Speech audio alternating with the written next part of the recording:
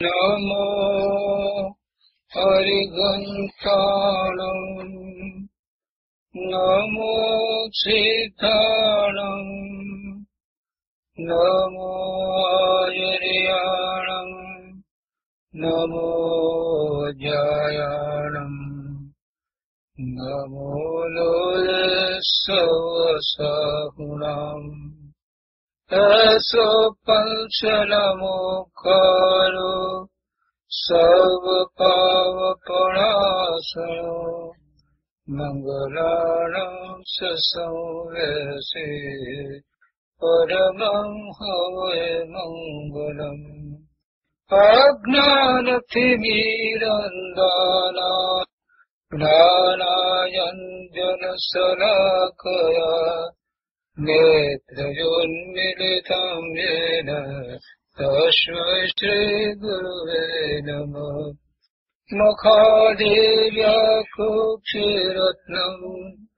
શબ્દજિતભરયાત્મજં રાજચંદ્રહં વन्दે તત્વલોચનદાયકં પ્રભુ તત્વલોચનદાયકં. આત્મસિદ્ધિ. કૃપાળુદેવ શ્રીમદ રાજચંદ્રજી રચિત આત્મસિદ્ધિ અને આત્મસિદ્ધિ ઉપર પૂજ્ય ગુરુદેવ કાંજી સ્વામીના પ્રવચનો, એનો સ્વાધ્યાય ચાલે છે. એમાં આત્મસિદ્ધિમાં આપણે 77મી ગાથાનો સ્વાધ્યાય કરી રહ્યા છીએ.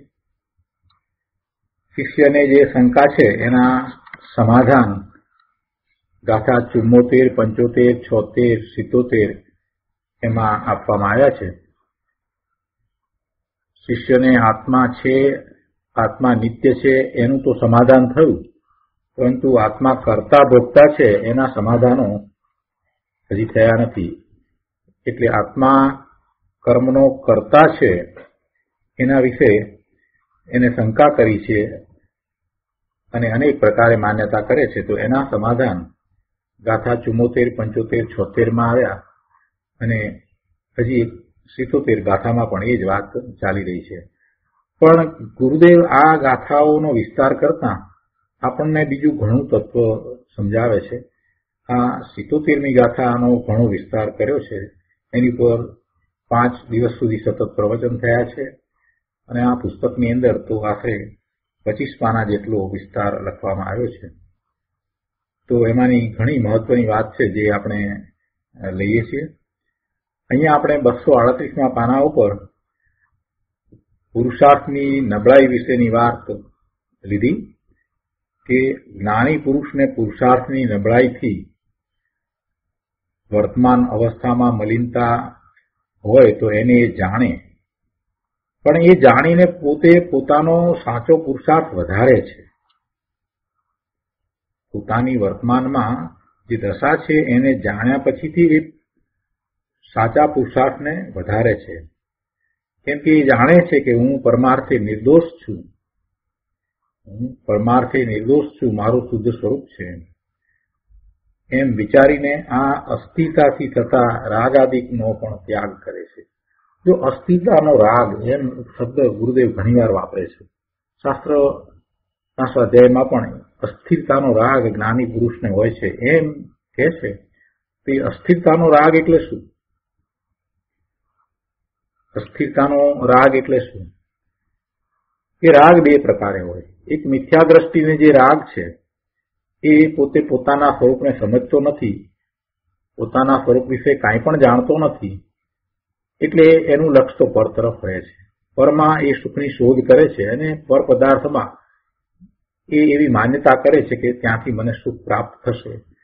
એટલે એમ એને પર પદાર્થ પ્રત્યે રાગ થાય.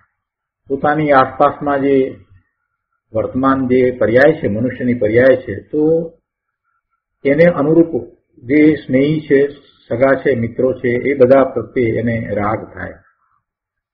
એટલે એ બધો જે રાગ છે એ તો અજ્ઞાન સહિત છે, મિથ્યાત્વ સહિતનો રાગ છે. અને આ રાગ છૂટવો મુશ્કેલ. આ રાગ એ છોડી શકતો નથી. મિથ્યાત્વ જાય તો જ એ રાગ ઘટે.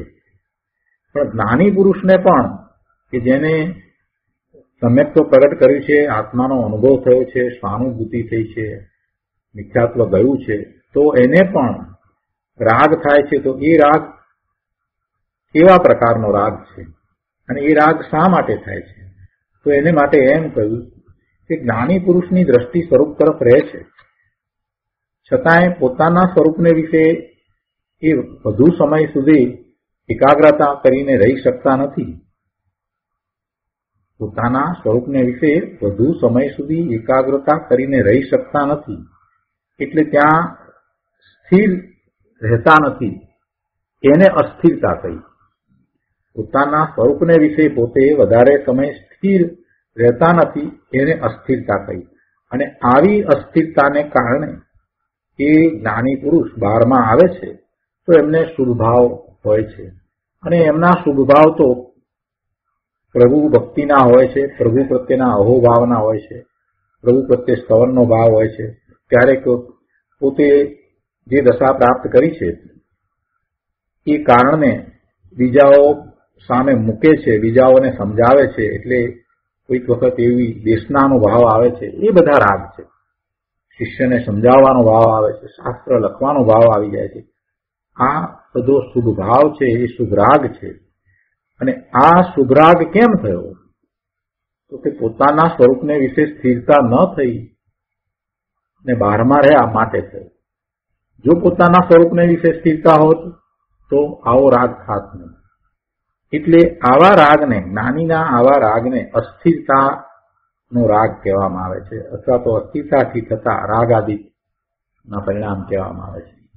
જ્ઞાની જાણે છે કે આ પોતાના સ્વરૂપને વિશે સ્થિરતા નથી, અસ્થિરતા છે, એટલે એ વધારે ને વધારે પુરુષાર્થ પોતાના સ્વરૂપમાં સ્થિરતાનો કરતા જાય છે.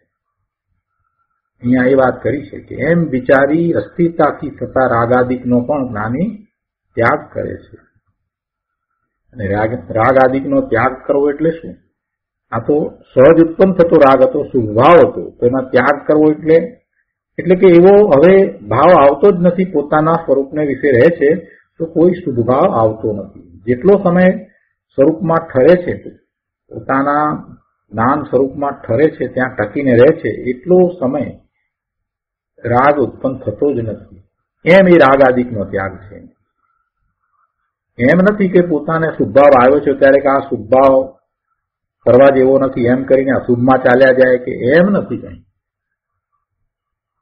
એમ કઈ રાગ આદિકનો ત્યાગ નથી. અને જે શુભભાવ આવ્યો એ તો આવી ગયો, એને લીધે થઈ, અને જે ભાવ બંધ થવાના હતા એ તો થઈ ચૂક્યા.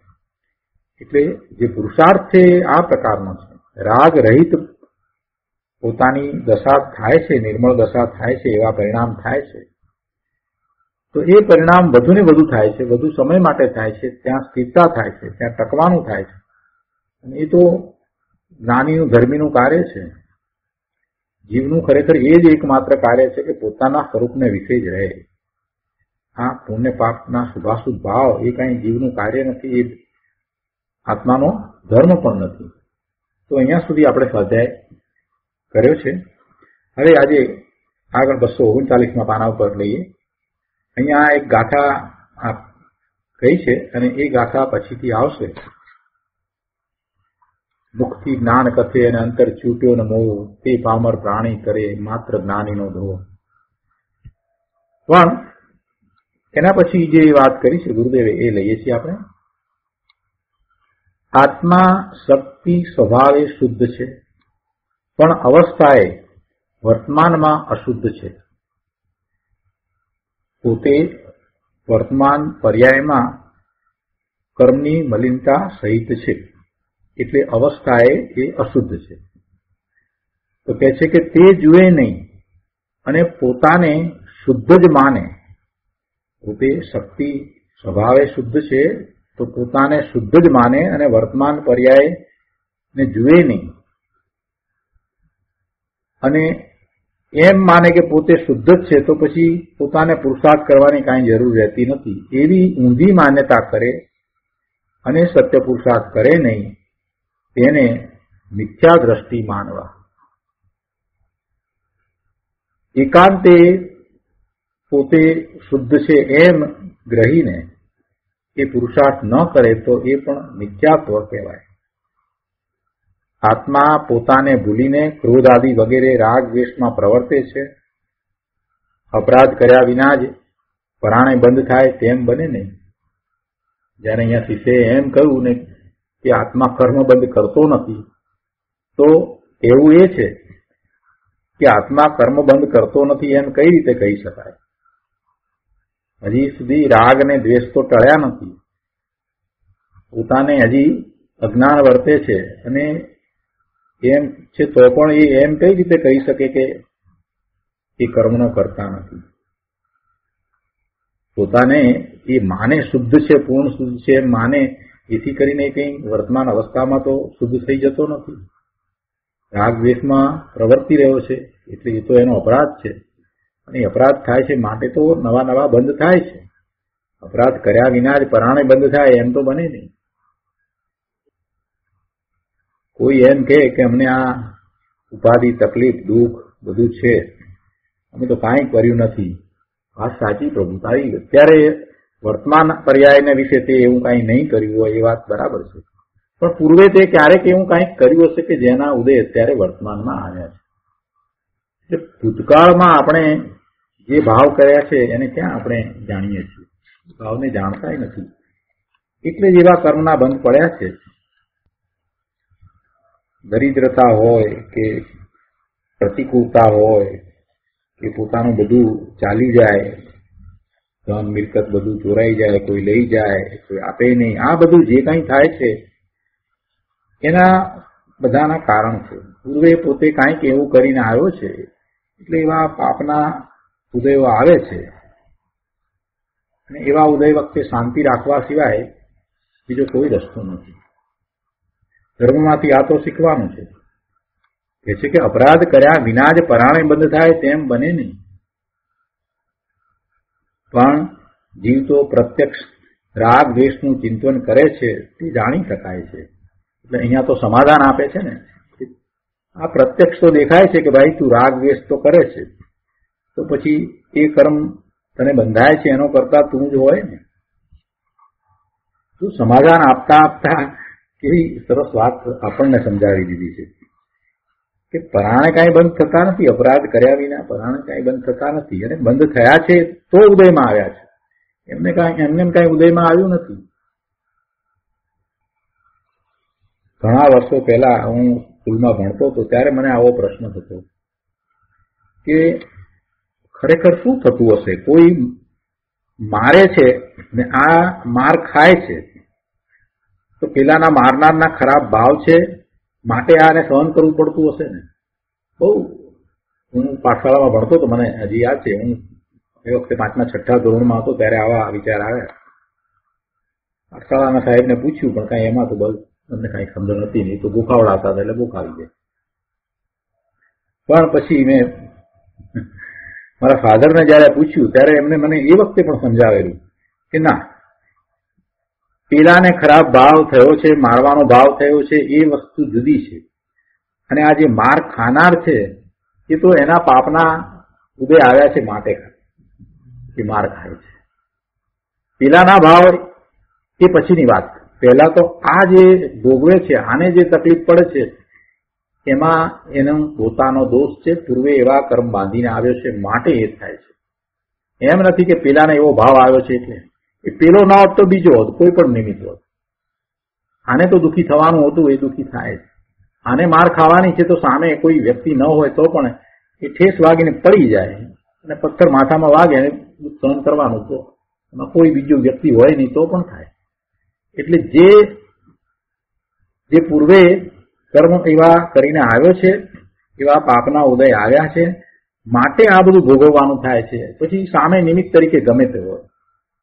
આટલી વાત સમજાઈ જાય તો નિમિત્તને દોષ આપવાનું અટકી જાય.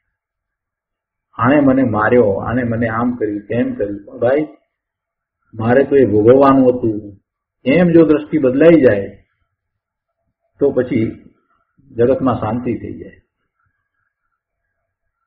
અત્યારે તો જે ભલું કરવા ઈચ્છતો હોય એની ઉપર પણ કેસ કરવામાં આવે છે, લ્યુટિગેશન. શું થયું? આ ડોક્ટરની ભૂલ થઈ એટલે મને આ તકલીફ થઈ. અરે ભાઈ, તને તકલીફ થવાની હતી એ વાત નક્કી હતી, એ તો નિમિત્ત બને, એ તો નિમિત્ત બને. અહીંયા કહે છે કે આત્મા પોતાને ભૂલીને ક્રોધાદિ વગેરે રાગ દ્વેષમાં પ્રવર્તે છે. અપરાધ કર્યા વિના જ પરાણે બંધ થાય તેમ બને નહીં, પણ જીવ તો પ્રત્યક્ષ રાગ દ્વેષનું ચિંતન કરે છે તે જાણી શકાય છે. એના પછી એક પેરેગ્રાફ છોડીને આગળ વાત કરે છે કે લોકોમાં એક એવો અભિપ્રાય છે કે ઈશ્વર કરતા છે.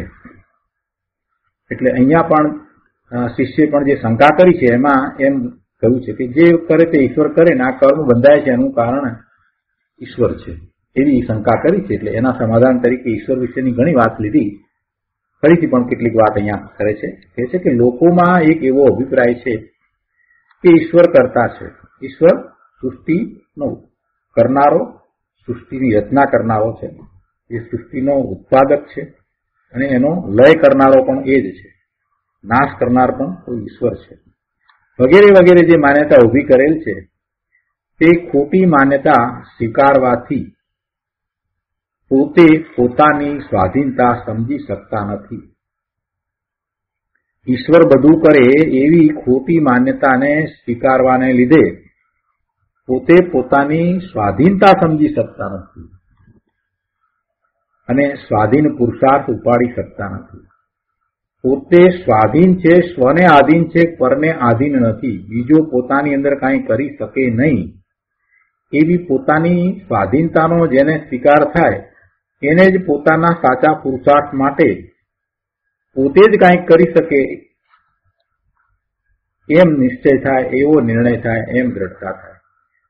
જ્યાં સુધી પોતાની સ્વાધીનતાને એ સમજતો નથી ત્યાં સુધી એ પોતાના પુરુષાર્થમાં પરાધીન દ્રષ્ટિ જ અપનાવશે. કોઈક આમ આવે તો અમને કાંઈ થાય, મહારાજ સાહેબ સમજાવે તો અમને સમજણ પડે, બધી જવાબદારી મહારાજ સાહેબની. અહીંયા બહુ એવું ચાલે, મહારાજ સાહેબ જેટલું કે એથી આગળ આપણાથી તો કાંઈ કરાય નહીં, તો મહારાજ સાહેબ કે એમ જ થાય એટલું જ કરાય, વધારે કંઈ કરાય નહીં. મહારાજ સાહેબ જે થયા છે દીક્ષા લઈને એ પોતાના આત્માના કલ્યાણ માટે થયા છે. તારે તારા આત્માનું કલ્યાણ કરવું હોય તો તું દીક્ષા ન લે તો કાંઈ નહીં, પણ એટલું સમજ તો ખરો કે સાચું તત્વ શું છે, પ્રયત્નો તો કર. આ તો એમ જ નાખી દે છે કે બીજા કંઈક મારું કરી દે તો થાય, બીજાની કંઈક કૃપા થઈ જાય તો થાય, વાસ્તવિક કોઈ નાખી દે તો મને દાન થઈ જાય, કોઈના આશીર્વાદ મળી જાય તો મને કંઈક થઈ જાય. એટલે પોતે સ્વાધીન છે એ વાતનો સ્વીકાર જ નથી. પોતે પોતાના બધા જ કાર્ય માટે, પોતાના શુભ કે અશુભ કાર્ય માટે પોતે જવાબદાર છે. એવી રીતે પોતાના પુરુષાર્થ માટે પણ, બધા જ પ્રકારના પુરુષાર્થ માટે, સવળા અને અવળા બધા પ્રકારના પુરુષાર્થ માટે પોતે જ પોતાને આધીન રહીને એ બધું કરે છે. પણ એમાં એ ભૂલી જાય છે, અજ્ઞાનવશ થઈ અને એ ઊંધો પુરુષાર્થ કરે છે. તો એ પોતે પુરુષાર્થ કરનારો પોતાને સ્વાધીન જ છે. એ પરને આધીન થાય છે એમ તો વ્યવહારથી કહેવામાં આવે છે, ખરેખર તો એનો ઊંધો પુરુષાર્થ છે, અજ્ઞાન છે. પણ સ્વાધીનતાની અહીંયા વાત જે કરી છે તો પોતે સ્વતંત્રપણે પોતાના પરિણમન કરે છે એમ સ્વાધીનતા છે, એ વાતને એ સમજ્યો નથી, એટલે સ્વાધીન પુરુષાર્થ ઉપાડી શકતો નથી. જગતને સુખ સ્વાધીનતા જોઈએ છે, છતાં પરાધીન માન્યતા રાખવી છે. ઈશ્વર બધું કરે, ઈશ્વરની કૃપાથી બધું થાય એવી પરાધીન માન્યતા રાખવી છે અને પાછું સુખ જોઈએ છે. ઊંધી માન્યતાના ઘણા પ્રકાર છે. સાચી માન્યતાનો એક પ્રકાર હોય, ઊંધી માન્યતાના અનેક પ્રકાર હોય. કોઈ માને છે કે શું કરીએ, અમારા કુળનો નિયમ છે, એમ કરીએ તો જ દેવ દેવીઓની કૃપા રહે. આપણે મૂંઢતાની વાત કરીએ છીએ ને, એ બધી મૂંઢતા, દેવ મૂંઢતા ને લોક મૂંઢતા ને, તો આ મૂંઢતા એક પ્રકારની, દેવ દેવીઓને માનવા, કુળદેવને માનવા ને એ બધી મૂંઢતા છે. અમારા કુળનો નિયમ છે એટલે અમે એમ તો કરીએ, નહીં તો પછી અમારા જે કુળદેવ છે એ રૂઠે, કુળદેવ રૂઠે તો પછી અમારું ધનોત પનોત નીકળી જાય. એટલે અમુક વસ્તુ તો અમારાથી થાય નહીં, તમારે ત્યાં તમારા કુટુંબમાં થાય, પણ અમારે ત્યાં ન થાય. અને આની એક વાત કહું, અમારા નજીકના વેવાઈ, એમના બીજા વેવાઈ, તો એમને ત્યાં એવી માન્યતા કે પરણમાં બેસે ત્યારે જે મૃત્યુ છે તે માથેથી બધા વાળ કઢાવી નાખે, ટોલ કરાવીને પછી પરણમાં બેસવાનું. કેમ તો કે એમના કુળનો એ રિવાજ છે, અને એ જો ન કરે તો પછી એમના કુળદેવ કે કુળદેવી જે છે એ ગુસ્સે ભરાઈને કાંઈક નુકસાન થઈ જાય. પેલો સીએ થયેલો મૃત્યુ એને વાળ બધા કઢાવી નાખે, લગ્ન મંડપમાં એમ બેઠો. એ તો ઠીક છે, પણ જો બીજી પણ વાત અહીંયા ગુરુદેવે લીધી છે કે શાંતિનાથ ભગવાનની માળા ફેરવીએ તો શાંતિ થાય. શાંતિનાથ ભગવાનની માળા ફેરવીએ તો શાંતિ થાય. અરે ભગવાન, શાંતિનાથ તો નામ છે, એ તો સિદ્ધ થઈ ગયા. હરિહંત પરમેશ્વરની અવસ્થામાં હતા, તીર્થંકર અવસ્થામાં હતા. એ વખતે એમને ઓમકાર ધ્વનિ દ્વારા ઘણો ધર્મ પ્રકાશ્યો છે. અને અત્યારે વર્તમાનમાં જે ભાવિદે ક્ષેત્રમાં એવા જ બીજા તીર્થંકર બિરાજી રહ્યા છે, એમના દ્વારા એવા જ પ્રકારનો ધર્મ અત્યારે પણ પ્રકાશાઈ રહ્યો છે. અને શાંતિનાથ ભગવાન તો સિદ્ધ થઈ ગયા. શાંતિ શબ્દ એમાં જે એમના નામમાં આવ્યો છે એ દ્વારા કઈ એમ નથી થતું કે એમની માળા ફેરવી એટલે શાંતિ થાય. આવી એક માન્યતા. એ તો સિદ્ધની માળા ફેરવો, તમે સિદ્ધના સ્વરૂપનો વિચાર કરો એટલે શાંતિ થાય. બીજી એવી માન્યતા વિશે કહે છે કે કંઈ ખોવાયું હોય અથવા તો કોઈ માંદું પડ્યું હોય તો પછી બાધા આકડી પણ કરે, કાંક કોઈ દેવી કૃપા કરશે તો એ મળી જશે, અથવા તો કોઈ ઈશ્વર આપી દેશે, એમ માની અને અનેક પ્રકારે ક્રિયાઓ કરે છે ધર્મના નામે. એમ ધર્મના બહાને ઘણા પ્રકારે મિથ્યા માન્યતાઓ વર્તે છે. તેને ગણતા પાર આવે નહીં એટલા પ્રકારની એવી મિથ્યા માન્યતાઓ છે. કેટલાક કહે છે કે આપણામાં કાંઈ કરવાની શક્તિ નથી, માટે ઈશ્વરની ભક્તિ કરી. પણ ઈશ્વર કોણ છે, એવો છે તેની તો ખબર નથી, તો પછી ભક્તિ કરશે કોણ? તો પછી ભક્તિ કોની કરશે? અહીંયા સ્વાધીનતાની વાત સમજાવી છે, એટલે ઈશ્વરની ભક્તિની વાત આવી. એમાં ના નથી પાડી, પણ એમ કહે છે કે તમે ઈશ્વરને જાણતા તો નથી, કેવો ઈશ્વર છે, કોણ છે એની તો ખબર નથી, તો પછી ભક્તિ કરશો કે આ પ્રકારે, ને એ દ્વારા તમે શું પ્રાપ્ત કરવા ઈચ્છો છો? પ્રભુની ભક્તિ તો સહજ ભાવ છે, અંદરમાંથી આવતો અહોભાવ છે. જે સાચો પુરુષાર્થ કરે છે, પોતાના સ્વરૂપનો સાચો પુરુષાર્થ કરે છે, અને પોતાના સ્વરૂપનો જેને અનુભવ થયો છે એવો સમ્યક દ્રષ્ટિ છે, એને ખ્યાલ આવે છે કે પ્રભુનો પુરુષાર્થ કેવો હશે, અને એ પ્રભુના પુરુષાર્થનો ખ્યાલ આવતા એ સહજપણે પ્રભુ પ્રત્યે અહોભાવ વ્યક્ત કરે છે કે પ્રભુ આપનો આવો પુરુષાર્થ, એમ સહજ અંદરમાંથી એવો ભાવ આવે છે. આપણે સ્વરૂપનો અનુભવ કરવાનો પ્રયત્ન કરતા હોઈએ ત્યારે ખ્યાલ આવે કે એ સ્વરૂપનો અનુભવ કરવો કેટલો અઘરો છે. જેને સ્વરૂપનો અનુભવ થયો છે એને ખ્યાલ આવે કે સ્વરૂપમાં લીનતા કરવી કેટલી અઘરી છે. જેને સ્વરૂપમાં લીનતા થાય છે એને ખ્યાલ આવે કે સ્વરૂપમાં સ્થિરતા કરવી કેટલી અઘરી છે. બાકી જે સ્વરૂપ તરફ વળ્યો જ નથી એને તો પ્રભુ વિશે શું ભાવ આવવાનો છે, શું અહોભાવ આવવાનો છે? કાંઈ અહોભાવ આવતો નથી. એનો પુરુષાર્થ જ એવો નથી તો એ શું કરવાનો છે? ઈશ્વરને જાણતો નથી, ઈશ્વર કોઈ કરતા નથી, ઈશ્વર તારું કંઈ કરવા વાળો, કલ્યાણ કરવા વાળો કોઈ ઈશ્વર નથી. પણ એ ઈશ્વર કેવી રીતે થયા છે એ વાત એમણે સમજાવી છે, અને એના ઉપરથી દાખલો લઈ અને પોતે એવો પુરુષાર્થ કરવાનો છે. એમના જ્ઞાનમાં પોતે ઈશ્વર સમાન દેખાયો છે, એ બધી એમની કરુણા છે. અહીંયા ઈશ્વર વિશેની વાત ચાલે છે, બીજી અપેક્ષાથી વાત ચાલે છે અહીંયા, એટલે એ રીતે લઈએ છીએ આપણે. અહીંયા 240માં પાના ઉપર પ્રશ્ન છે કે લોકમાં ઈશ્વર કૃપા વિશે કહેવાય છે ને. જો આ પ્રશ્ન કરનારને એમ નથી જાણવું કે જે ઈશ્વર થયા એટલે કે આપણે જેને સિદ્ધ થયા એમ કહીએ, અથવા તો જે જીનેશ્વર ભગવાન હરિહંત પરમેશ્વર છે એમને આપણે ઈશ્વર કહીએ, તો એ કેવી રીતે થયા, એમણે શું કર્યું, એ બધું એને જાણવું નથી, એ સમજવું નથી. એમની કરુણા શું છે, એમની કૃપા શું છે એને સમજવી નથી, પણ એને તો લૌકિકમાં કાંઈક પ્રાપ્ત કરવું છે, એટલે એવી લોકમાં ઈશ્વર કૃપા વિશે જે કહેવાય છે એનો પ્રશ્ન કરીને બેઠો છે. પ્રશ્ન કેવો કરે છે કે લોકમાં ઈશ્વર કૃપા વિશે કહેવાય છે ને, ઈશ્વરની કૃપા હોય તો બધું બરાબર થઈ જાય. ગુરુદેવ કહે છે કે પુણ્યના રજકણો જોગાનું જોગ ઉદયમાં આવે ત્યારે જીવ કલ્પના કરે છે કે ઈશ્વરની કૃપા થઈ, તેને વસ્તુ તત્વનું ભાન નથી. પોતાના પુણ્યનો ઉદય છે અને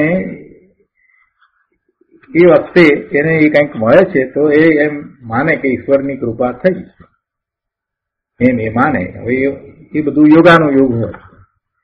ઈશ્વરે મને આપ્યું, મેં નાળિયેર ચડાવ્યું, પ્રભુની સામે કંઈક મૂક્યું, કંઈક કર્યું, એટલે પ્રભુએ ખુશ થઈ અને મને આ લક્ષ્મી આપી.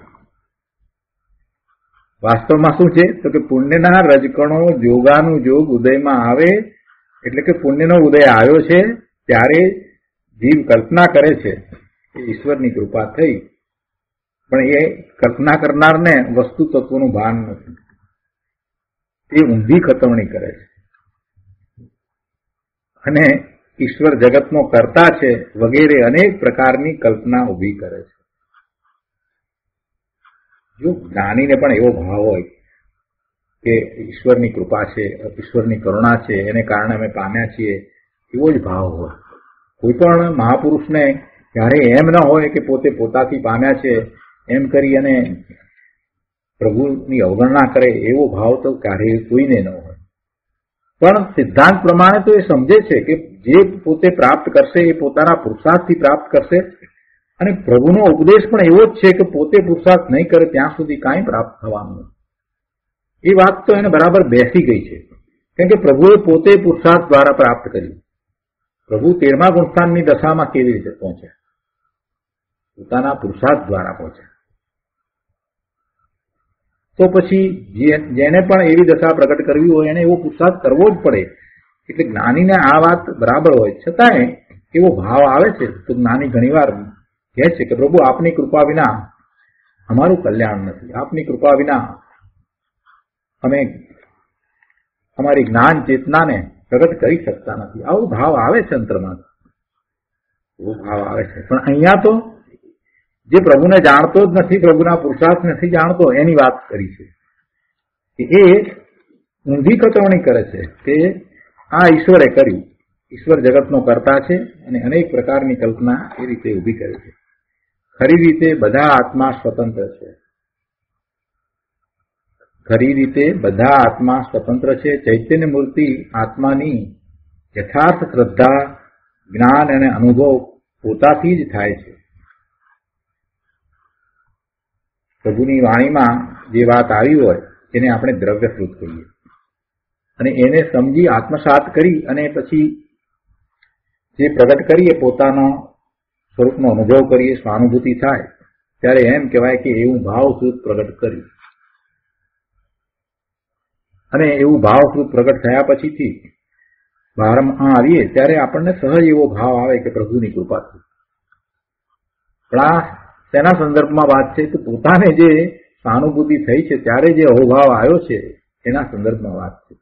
અહીંયા શું વાત છે? લૌકિક વાત છે કે અમને લક્ષ્મી મળી તો આ ભગવાને આપી, અને અમારી લક્ષ્મી ચાલી ગઈ તો પણ પછી કે ભગવાન કોપાયમાન થયા એટલે લક્ષ્મી ચાલી ગઈ.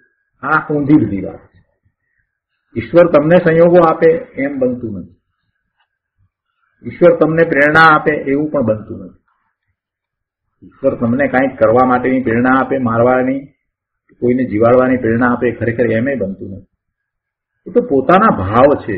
એ જે ભાવ છે તે ઔદૈક ભાવ છે, સામે આવેલો એવો સંયોગ છે. એટલે એ વખતે એ સંયોગ સાથે જોડાતા તમને એવો ઉદૈક ભાવ હોય, શુભ કે અશુભ ભાવ હોય. તમને બચાવવાનો ભાવ આવે તો એ ઔદૈક ભાવ છે, અને મારવાનો ભાવ આવે તો પણ એ ઔદૈક ભાવ છે. જ્ઞાનીને એવા ઔદૈક ભાવ સાથે જોડાણ થતું નથી.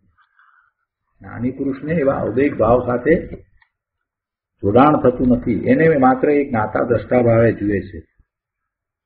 બચાવવાનો ભાવ આવે તો જ્ઞાની બચાવે બીજાને, એવું પ્રયત્ન કરે, ક્રિયા થાય, બધું થાય, છતાંય એ ભાવના એ સ્વામી થતા નથી. અમે બચાવ્યો, અમે જીવતદાન આપ્યું, એના સ્વામી થતા નથી. એટલે પોતાની સ્વતંત્રતાને જ્ઞાની સમજે છે. ચૈત્યની મૂર્તિ આત્માની યથાર્થ શ્રદ્ધા, જ્ઞાન અને અનુભવ પોતાથી જ થાય છે. અને આવો જેને જ્ઞાન અને અનુભવ થયો છે એવા એ જ્ઞાની છે. એને તો બધું બરાબર છે, બધું સમજે. પણ જે મિથ્યા દ્રષ્ટિ છે એ જ્યાં ને ત્યાં જે કાંઈ ક્રિયા થાય, જે પરિણમન થાય, જે અવસ્થા થાય, ત્યાં બીજાનું કરતાપણું સ્થાપે છે. જન્મ મરણ, સુખ દુઃખ, રાગ દ્વેષ અને મિથ્યા માન્યતા પણ પોતાથી જ થાય છે. એમાં બીજો કાંઈ કોઈ કરાવે છે એમ નથી. પોતાના જ્ઞાન ગુણની ઊંધાઈ અથવા સવળાઈ બીજો કરી શકે નહીં. પોતાના જ્ઞાન ગુણની ઊંધાઈ અથવા સવળાઈ બીજો કરી શકે નહીં. બીજો કરી શકે તો જીવ તત્વનો અભાવ માનવાનો પ્રશ્ન આવે. પછી જીવ તત્વ ક્યાં રહ્યું? પોતે જ્ઞાન સ્વભાવી ક્યાં રહ્યું? દોષ કરવો તે જીવનો સ્વાભાવિક ધર્મ નથી. એના સ્વભાવમાં એવું કાંઈ પડ્યું નથી કે એ દોષ કરે. એ છે કે દોષ કરવો તે જીવનો સ્વાભાવિક ધર્મ નથી, પણ પર્યાય ધર્મ છે. એ પર્યાય ધર્મ છે, એટલે કે એ અવસ્થામાં થયું, એ વખતે ઉપાદાન એનું અશુદ્ધ હતું, એને પરનું લક્ષ્ય હતું, અને એવો દોષ થયો. એટલે દોષ ટાળી શકાય છે. દોષ કરવો જ પડે એવું નથી. જાગૃતિ દ્વારા દોષને તો ટાળી શકાય છે, કેમ કે એનો સ્વાભાવિક ધર્મ નથી. જો સ્વાભાવિક ધર્મ હોત તો સિદ્ધને પણ હોત. ઇષ્ટ અનિષ્ટની માન્યતા પણ પોતે જ કરે છે.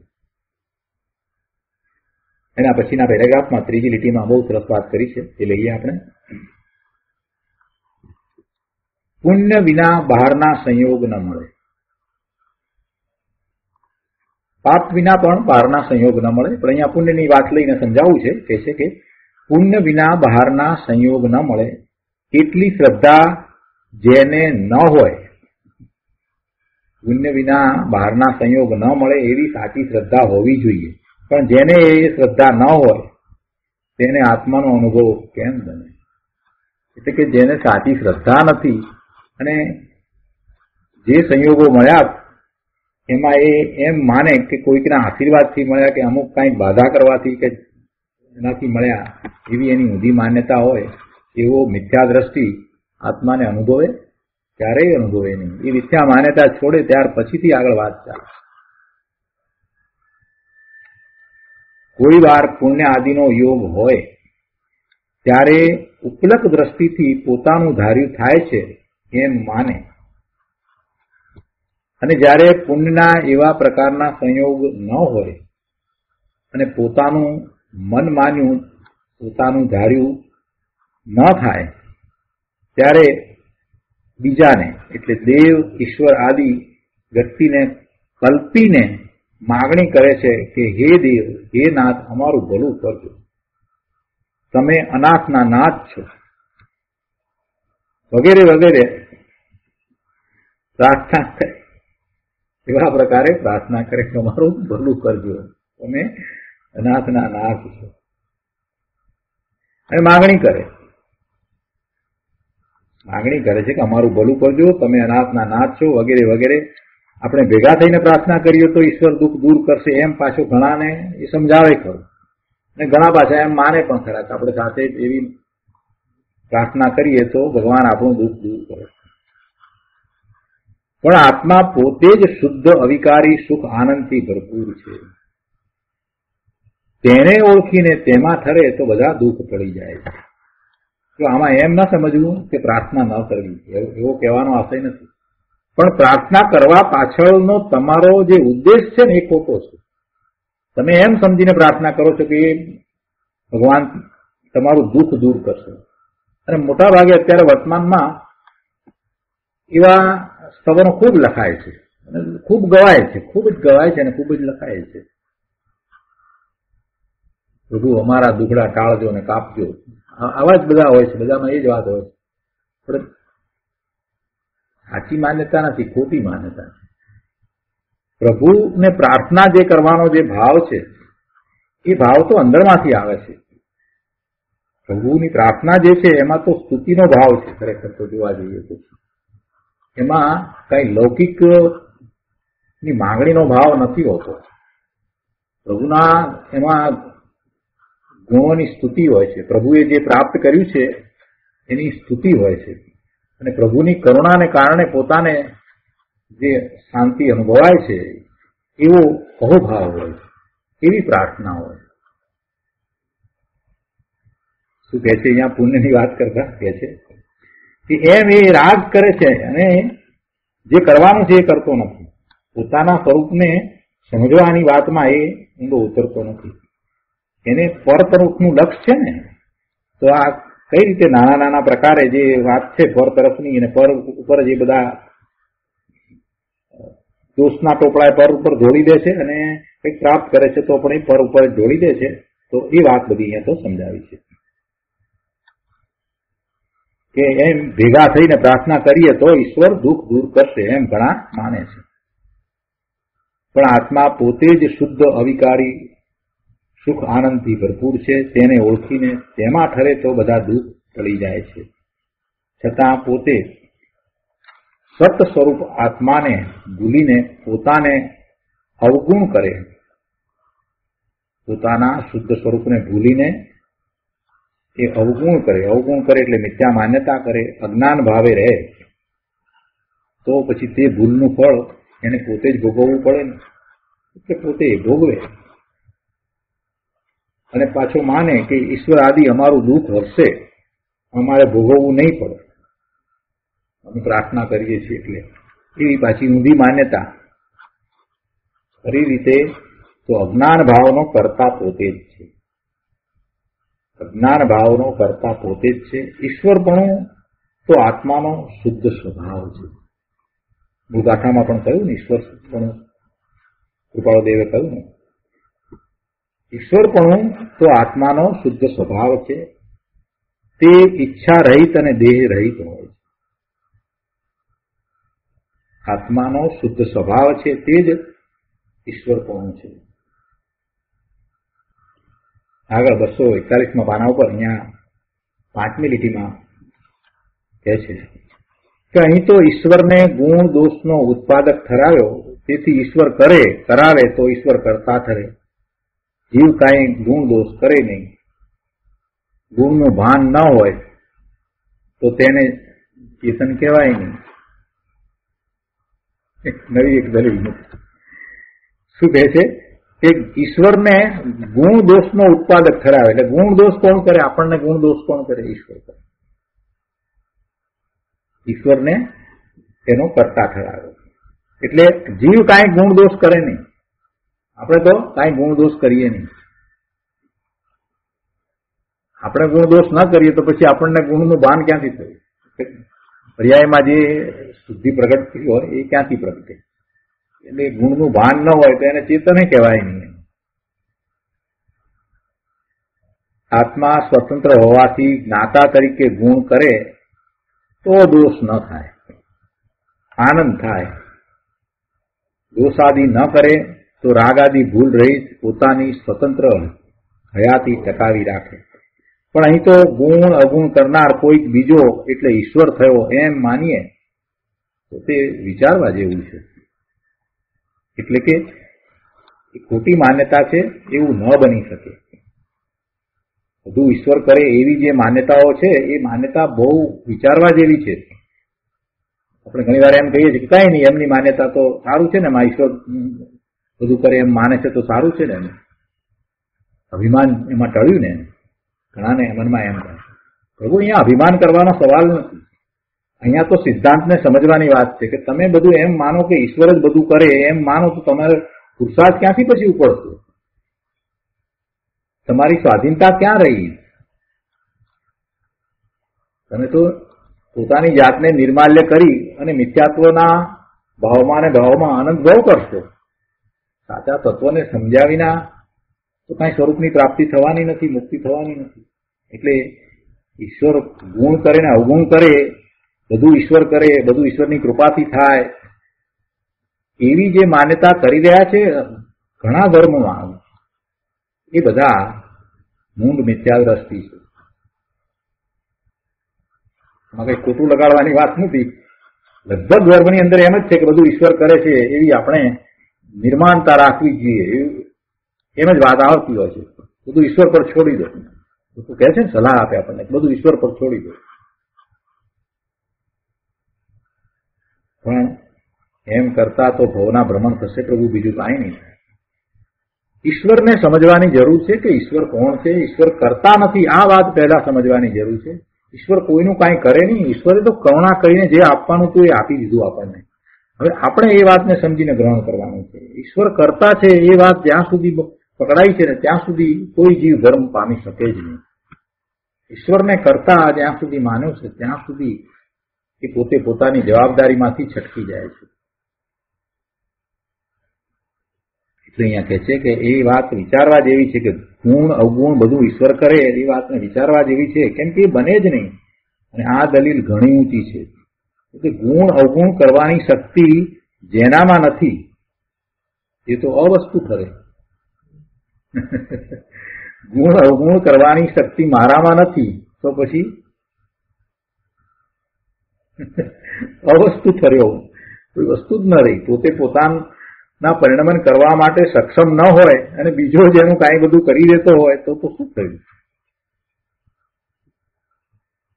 છે કે ગુણ અવગુણ કરવાની શક્તિ જેનામાં નથી તે તો અવસ્તુ ઠરે. કેમ કે દરેક દ્રવ્ય છે, દરેક દ્રવ્યોમાં ગુણ છે અને એનું પરિણમન થાય છે એ એના કારણે થાય છે, બીજો કોઈ કરાવી દેતો નથી. સોનું સોના રૂપે રહે છે તો એમાં કોઈ બીજા અન્ય દ્રવ્યનું કાર્ય નથી. સોનું સોનાપણે કેમ રહે છે, પારો પારાપણે કેમ રહે છે,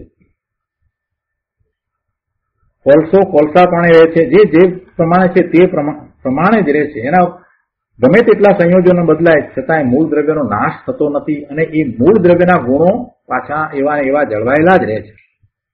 તમે કોપર સલ્ફેટનો વિચાર કરો તો કોપર સલ્ફેટની અંદર કોપર ધાતુ છે, સલ્ફર છે, ઓક્સિજન છે અને એ વાદળી લીલા જેવા રંગનો પાવડર છે. કોપર સલ્ફેટ મોર થતું કહીએ આપણે સાદી ભાષામાં.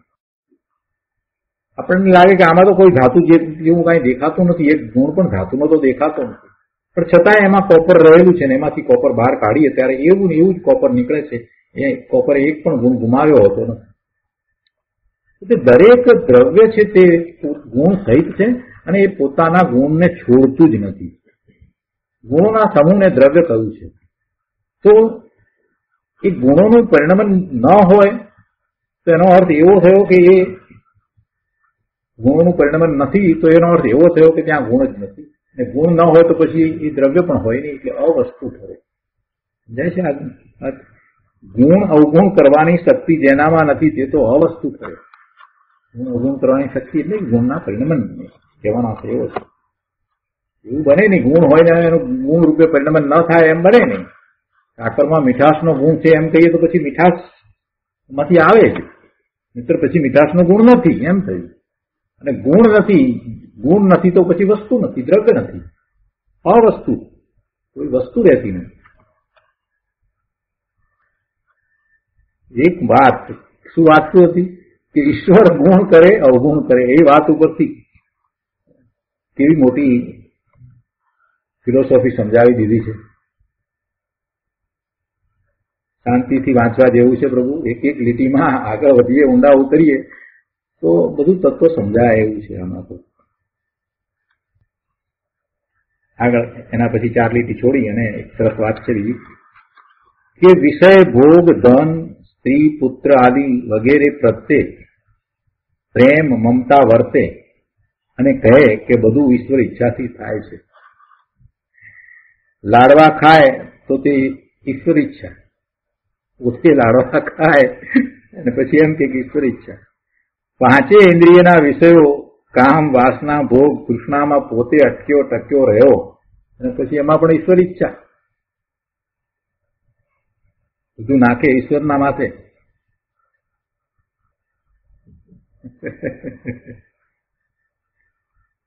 શાસ્ત્ર સાંભળીને કહે પાછો કે આત્મા નિત્ય છે, આમ છે ને તેમ છે, પાછો આવી માન્યતા કરે. બહુ સરસ વાત. સાદા શબ્દોમાં આ છે ને બધી આપણી આંખ ઉઘાડી નાખનારી વાતો છે કે આપણી ક્યાં ક્યાં ભૂલ થાય છે. આમાંથી સમજવાનું એ જ તત્વનો અભ્યાસ તો આપણે કરીએ છીએ, ડીએમ સાહેબ નો અભ્યાસ ચાલે છે, એનો સ્વાધ્યાય ચાલે છે, તો બહુ મોટી વાત છે, બરાબર છે. પણ અહીંયા જે ગુરુદેવે વાત કરી છે એ બહુ સમજવા જેવી વાત છે, બધી પ્રેક્ટિકલ વાત છે. જીવનમાં આમાંથી ઘણું ઉતારવા જેવું છે. કેવી રીતે આપણે માની રહ્યા છીએ, કેવી ખોટી માન્યતા કરીએ છીએ. પરમાર્થ તત્વનું નિત્યપણું આપણને ખરેખર ભાષ્યું છે. આપણે આપણી જાતને પ્રશ્ન પૂછવા જેવો છે. પરમાર્થે આ જે તત્વ, જીવ તત્વ, એનું નિત્યપણું ભાષ્યું છે. નિત્યપણું ભાષ્યું હોય તો પછી આખું વર્તન બદલાઈ જાય. પોતાનું નિત્યપણું જેને ભાષ્યું છે એને તો પુરુષાર્થ ઉપડ્યા વિના રહે જ નહીં. એના પછીનો છેલ્લો પેરેગ્રાફ છે, એમાં કહે છે કે મમતાથી જે પોતે દુઃખ વહોરે, મમતાથી જે પોતે દુઃખ વહોરે અને પારકાને માથે નાખે, તેણે જીવનું સ્વાધીન સુખ નિરુપાધિક તત્વ નિત્ય છે એમ માન્યું નથી. આ બધા કામ વિષય વગેરે માં પોતે રાચી રહે એટલે એને કારણે એને ભાવ બંધ થાય, પાપના બંધ પડે, એમ એ પોતે જાતે દુઃખને વહોરે છે અને પછી એ પારકાને માથે નાખે. પોતાને જયારે એવા ઉદય આવે દુઃખના, ત્યારે પછી જે સામે એ વખતે જે નિમિત્તો એની ઉપર એ નાખે કે એને કારણે થયું. તો એને જીવનું સ્વાધીન સુખ નિરુપાધિક તત્વ નિત્ય છે એમ માન્યું. જો એવું માન્યું હોત તો એ સમજી જાત કે આ જે કાંઈ દુઃખ આવી પડ્યું છે એ પોતે પૂર્વે કરેલા ભાવને કારણે છે. અને પોતે પૂર્વે એવા ભાવ કર્યા એટલે એનો અર્થ કે પોતે પૂર્વે હતો. પૂર્વે હતો તો એની પૂર્વે પણ હશે, ને એની પૂર્વે પણ હશે, એની પૂર્વે હશે. એટલે અનાદિનો પોતે છે. એટલે ઉત્પન્ન થયો જ નથી. ઉત્પન્ન થયો નથી, અનાદિનો છે, તો પછી જે ઉત્પન્ન થયું નથી એનો નાશ પણ ક્યાંથી હોય? તો પોતાની નિત્યતાનો એમાંથી તો ખ્યાલ આવી જાય. ઊંધો અભિપ્રાય એ અનંત સંસારમાં રખડવાનું બીજડું છે. એ જ સ્વયં હિંસા છે, પોતાનો અપરાધ છે. 3 નાના વાક્ય મૂક્યા છે પણ બહુ સરસ. શું કહ્યું? કે ઊંધો અભિપ્રાય એ અનંત સંસારમાં રખડવાનું બીજડું છે. અનંત સંસારનું કારણ શું છે? મિથ્યાત્વ, મિથ્યા માન્યતા, ઊંધી માન્યતા. મિથ્યાત્વને કારણે જીવ રખડે છે. ક્રૂરમાં ક્રૂર ભાવ કરે તો જે પાપનો બંધ પડે એને સ્થિતિ બંધ હોય કે ન હોય? હોય જ. ગમે તેવો બંધ કર્યો હોય પણ એને સ્થિતિ બંધ હોય. વધારેમાં વધારે ખરાબમાં ખરાબ, અત્યારે તો વર્તમાનમાં આપણે ભરત ક્ષેત્રને વિશે એવા ક્રૂર પરિણામો કરી શકતા નથી. એવા ક્રૂર પરિણામો કે જેને કારણે 7મી નરકનું આયુષ્ય બંધાય. તો એ 7મી નરકનું આયુષ્ય બંધાય એવા પરિણામ થયા હોય, ક્રૂરમાં ક્રૂર પરિણામ થયા હોય, તો એને સ્થિતિ બનતો હોય કે ન હોય? એની સ્થિતિ પૂરી થાય એટલે એમાંથી નીકળે, એ કર્મ કરી જાય. એટલે રખડવાનું કારણ એ નથી. રખડવાનું કારણ બીજું છે. રખડવાનું કારણ શું છે? તો મિથ્યાત્વ છે. અને મિથ્યાત્વ, કયું મિથ્યાત્વ રખડવાનું કારણ છે? અનંતાનુબંધીનું કારણ કયું મિથ્યાત્વ છે? ગૃહિત મિથ્યાત્વ છે તે અનંતાનુબંધીનું કારણ.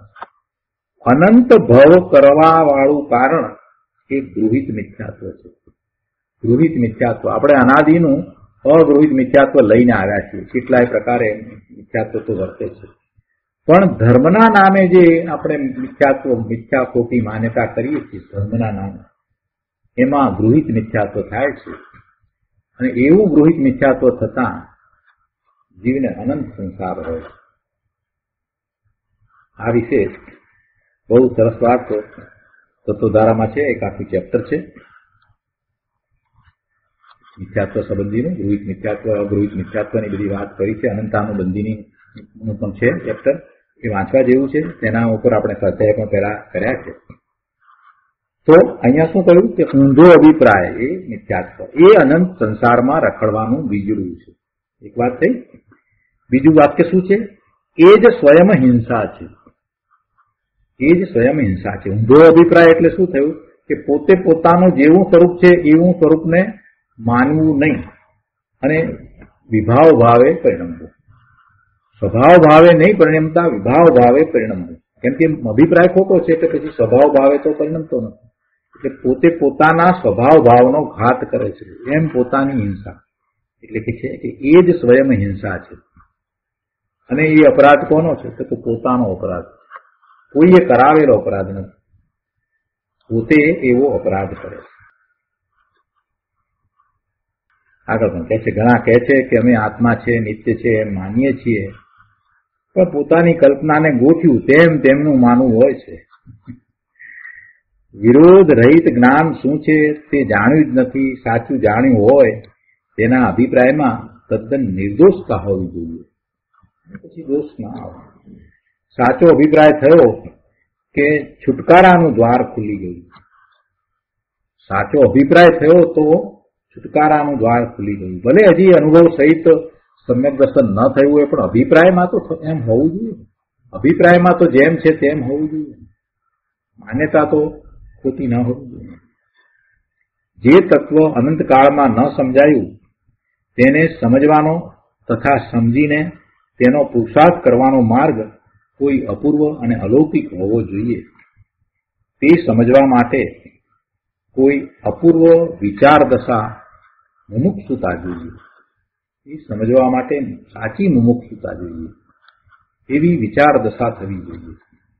એકમાત્ર પોતાના સ્વરૂપની પ્રાપ્તિનો ભાવ, અને એને માટે થઈને જ્યાં જ્યાં જવું પડે, જ્યાં કાંઈક પણ કરવું પડે ત્યાં ત્યાં પહોંચી જાય. કોઈ શાસ્ત્ર વાંચવા પડે, કોઈ મહાપુરુષ જ્ઞાની પુરુષ વિશે સાંભળવામાં આવે તો ત્યાં દોડીને જાય. એવી જેને અંદરમાંથી રુચિ જાગી હોય ને એ જ સાચી મુમુક્ષુતા વાળો છે, અને એ જ પ્રાપ્ત કરે. કહે છે કે એવી અપૂર્વ વિચાર દશા મુમુક્ષુતા જોઈએ. તેનો કાંઈ વિચાર મનન નહીં અને લોક સંજ્ઞાએ ઔગિક માન્યતામાં આંધળી દોડ કરે. સાચું શું, હિત અહિત શું તેની પરીક્ષા કરે નહીં અને માને કે અમને ધર્મ થશે, પણ તેમ બને નહીં. એવું બનશે નહીં. આંધળી દોડ કરવાથી, ધર્મના નામે આંધળી દોડ કરતા કાંઈ પ્રાપ્ત થવાનું નથી. કેટલાક કહે છે, હે ભગવાન મારું સૂલ લઈ લેજો, એટલે દુઃખ મારું લઈ લેજો, મારા પાપ ટાળજો. સિદ્ધ ભગવાનને બીજી કઈ પ્રવૃત્તિ નથી, એટલે સિદ્ધ ભગવાન આપણા પાપ ટાળે અમે બેઠા જ છે ને ત્યાં. એમ કેવી માન્યતા? હે ભગવાન મારું સૂલ લઈ લેજો, મારા પાપ ટાળજો. પાપ તમે કરો ને ભગવાન તમારા પાપ ટાળે. પણ જ્ઞાની કહે છે કે દુઃખ અને દોષ ટાળનારો તું પોતે જ છો. પ્રભુએ તો તને માર્ગ દર્શાવ્યો છે, કરુણા કરીને માર્ગ દર્શાવ્યો છે. હવે તો તું પ્રભુ પ્રત્યેનો અહોભાવ લાવીને એમ કહી શકે કે પ્રભુ આપે બતાવેલા માર્ગે ચાલવાથી મારા બધા પાપો ટળે છે, એમ કહેવાય. પણ એમ ના હોય કે પ્રભુ મારા પાપ ટાળજો અને મારું સૂલ લઈ લેજો. પ્રભુ આપની આજ્ઞાએ ચાલતા મારા દુઃખનો નાશ થાય છે, એમ કહેવાય. પણ એમ ના કહેવાય કે પ્રભુ મારા દુઃખ લઈ લેજો ને ટાળજો. કેટલું બધું વાતમાં ફેર છે. નાની કહે છે કે દુઃખ અને દોષ ટાળનારો તું પોતે જ છો. નાની કહે છે કે ભગવાન તો આત્માની જ્ઞાન માત્ર શુદ્ધ અવસ્થા છે. ભગવાન ઈશ્વરની વાત કરીને તો એ તો આત્માની જ અવસ્થા છે. જો નૌકાર મંત્રમાં 5 પદ જે કહેવામાં આવ્યા છે એ ખરેખર તો જીવની અવસ્થા છે. 5 પદ જે છે તે ખરેખર શું છે? આત્માની અવસ્થાના પદ છે. નમસ્કાર મંત્ર અનાદિનો છે, એની કોઈ આદિ ન હોય. જૈન ધર્મ અનાદિનો છે, જૈન ધર્મની આદિ હોય નહીં. જ્યારથી જીવ છે ત્યારથી કોઈને કોઈ જીવ શુદ્ધ, પૂર્ણ શુદ્ધ દશામાં હોય જ છે. એટલે પૂર્ણ શુદ્ધ દશા છે તો પછી એનાથી નીચેની દશા પણ હોય. સિદ્ધની દશા છે તો અરિયન દશા પણ હોય જ. અને અર્યન દશા છે તો પછી એ દશાને પ્રાપ્ત કરવા વાળી મુનિ દશા પણ હોય, જેને 3 મુનિની દશા આપણે કહી હતી. એટલે એ ત્રણેય જે પર્યાય છે, સાધુની પર્યાય, ઉપાધ્યાય અને આચાર્ય ગણધર, એ બધી સાધુની જ પર્યાય છે ને. એમાંથી ત્રણેયમાંથી એવું નથી, એવો કોઈ ક્રમ નથી કે મુનિ હોય પછી ઉપાધ્યાય થાય ને પછી આચાર્ય થાય ને પછી ગણધર થાય તો કઈ મોક્ષે જાય અથવા તો કેવળ જ્ઞાન પ્રગટ કરે, એવું કઈ ક્રમ નથી હોતો. એ 3 પદમાંથી કોઈ પણ એક પદમાં જે રહ્યો છે તે મોક્ષાર્થી છે. અને એ ક્યારે પોતાના સ્વરૂપમાં સ્થિર થઈ જશે કહેવાય નહીં. એ બધા 7મા સ્થાનની દશાવાળા છે, 7મે છઠ્ઠે છે. એટલે 3 પદ જે છે એમાંથી કોઈ પણ એક પદની પ્રાપ્તિ થાય તો એ પદ કોના? આત્માના પદ છે. એ આત્માના જ પદ છે. અને એમાંથી કોઈ પણ એક પદની પ્રાપ્તિ, તે પછીથી અર્યંત પદની પ્રાપ્તિ, કેવળ જ્ઞાન થાય, તે પછીથી સિદ્ધ પદની પ્રાપ્તિ. નમસ્કાર મંત્રની અંદર આપણે જે નમસ્કાર કરીએ છીએ એમાં એ આત્માના પોતાના પદ છે, આત્માની એ દશા છે. અને એ જ 3 ક્રમમાં પોતે પૂર્ણ દશાને પ્રાપ્ત કરે છે. મુનિ દશા, તે પછીથી અર્યંત દશા અને તે પછીથી સિદ્ધ દશા. એટલે ભગવાનની અહીંયા વાત કરતા કહે છે કે ભગવાન તો આત્માની જ્ઞાન માત્ર શુદ્ધ અવસ્થા છે. શંકર ભગવાનની વાત કરીએ, કેવળી ભગવાનની વાત કરીએ તો આત્માની જ્ઞાન માત્ર શુદ્ધ અવસ્થા છે. બધી જ અવસ્થા આત્માની જ છે. અતિન્દ્રિય આનંદમય જ્ઞાનની મૂર્તિ છે. ભગવાન શું છે? અતિન્દ્રિય આનંદમય જ્ઞાનની મૂર્તિ છે. માટે તેની શ્રદ્ધા કર અને પુણ્ય પાપ રાગ આદિ રહિત, મન વાણી દેહની ક્રિયા રહિત, નિમિત્તના આશ્રય રહિત જ્ઞાન કર. આ બધા રહિત જ્ઞાન કર. મન વાણી દેહની ક્રિયા રહિત, નિમિત્તના આશ્રય રહિત જ્ઞાન કર. એવું જ્ઞાન કોના આશ્રયથી? પોતાના સ્વરૂપના આશ્રયથી. અને તે જ્ઞાનમાં ઠરવું, જ્ઞાનમાં ટકવું, એ જ તારું કર્તવ્ય છે. એ જ તારું કર્તવ્ય છે. ત્યારે મિથ્યા દ્રષ્ટિ કહે છે કે એમ ન થાય, મારાથી એ કેમ બને, બીજું કાંઈ કરવાનું કહો તો કરી નાખીએ. ત્યારે જ્ઞાની કહે છે કે જીવથી બીજું કાંઈ થઈ શકતું નથી. આત્માથી બીજું શું થાય? આત્મા બીજું કાંઈ કરી શકતો જ નથી. પોતે જ્ઞાન સ્વભાવી છે તો જ્ઞાનમાં ઠરી શકે, બીજું કાંઈ કરી શકતો જ નથી. જીવથી બીજું કાંઈ થઈ શકતું નથી. જે થઈ શકે છે તે કહેવાય છે, નવું કહેવાતું નથી. અનાદિથી આ જ કહેવાય રહ્યું છે કે તું આ કરી શકે છે તો તું કર.